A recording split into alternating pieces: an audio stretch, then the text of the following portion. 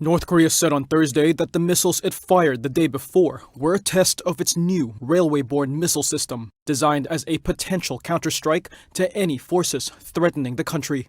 South Korea and Japan said on Wednesday they detected 2 missiles launched by Pyongyang just days after a previous test.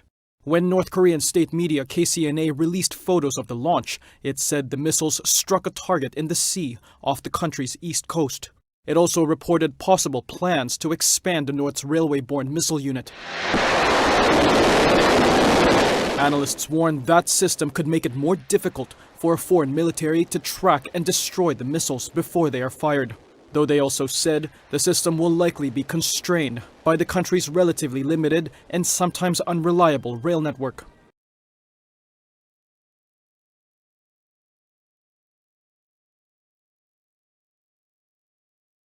Britain, the US and Australia have launched a new defence and security partnership with plans to develop a fleet of nuclear-powered submarines for the Australian Navy. Boris Johnson says the project will be crucial in the protection of the Allies' shared interests in the Indo-Pacific region. But China quickly condemned what it called a Cold War mentality. Britain's decision to send its aircraft carrier HMS Queen Elizabeth and other warships to the Pacific is proof of the growing strategic importance of the region. The UK, US and Australia are all increasingly concerned about a more assertive China. Hence the decision to step up their military cooperation, and important enough for the leaders of all 3 countries to announce this new defence partnership, AUKUS for short.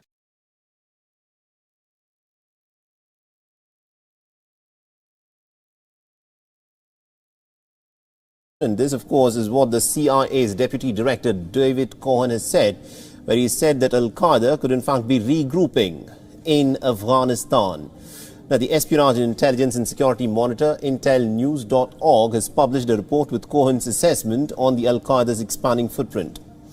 Cohen's estimation were heard at the Intelligence and National Security Summit in Washington, D.C., where he acknowledged that the shuttering of the United States Embassy in Kabul, as well as the closure of a network of CIA stations across Afghanistan, has actually reduced America's intelligence agency's capabilities to assess the conditions on the ground in Afghanistan. Now, at the summit, Cohen in fact noted that there were some potential motions of Al-Qaeda returning to Afghanistan in a pretty big way.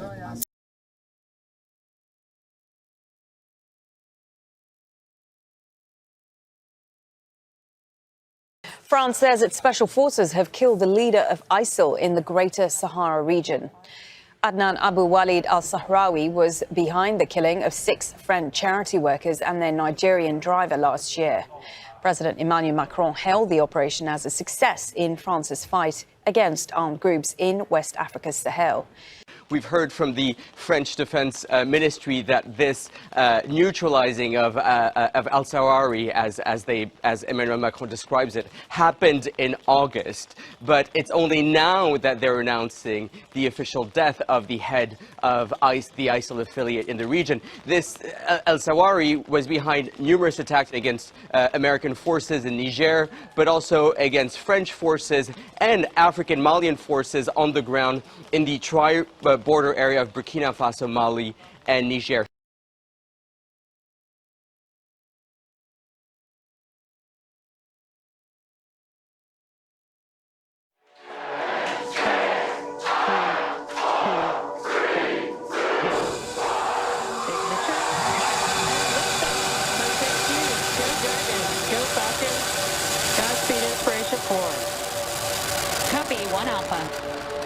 Vehicles pitching downrange.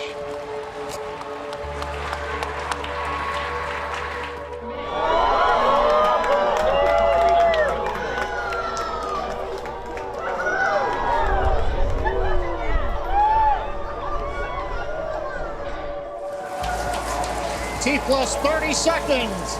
Callouts indicate nominal. Historic mission flying the Inspiration 4 crew onboard Dragon and Falcon 9. Looks like a smooth ride for the crew. Okay,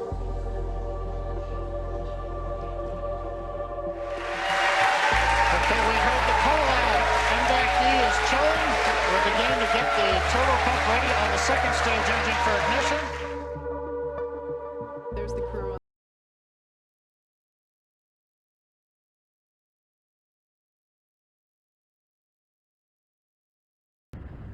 The United Nations will withdraw Gabon's 450-strong peacekeeping contingent from the Central African Republic over sexual abuse allegations, a scourge that has long tarnished UN interventions, the Gabon's Defense Ministry confirmed Wednesday. The allegations of sexual crimes involving peacekeepers in Central Africa have been recurrent.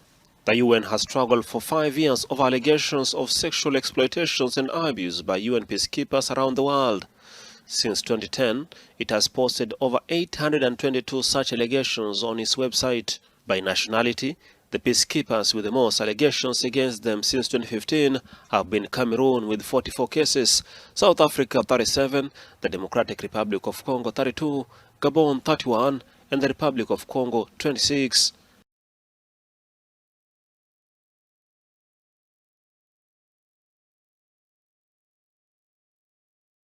Let me go again to that clip of President Biden yet again having a memory fail, and this time on the name of the Prime Minister that he just agreed to give the US top secret nuclear technology to. Thank you, Boris. And I want to thank that fellow down under. Thank you very much, pal. Appreciate it, Mr. Prime Minister. Makes me wonder if he'd hand over the nuclear secrets to some plumber that just turned up at his door. How's it all that gone down on social media?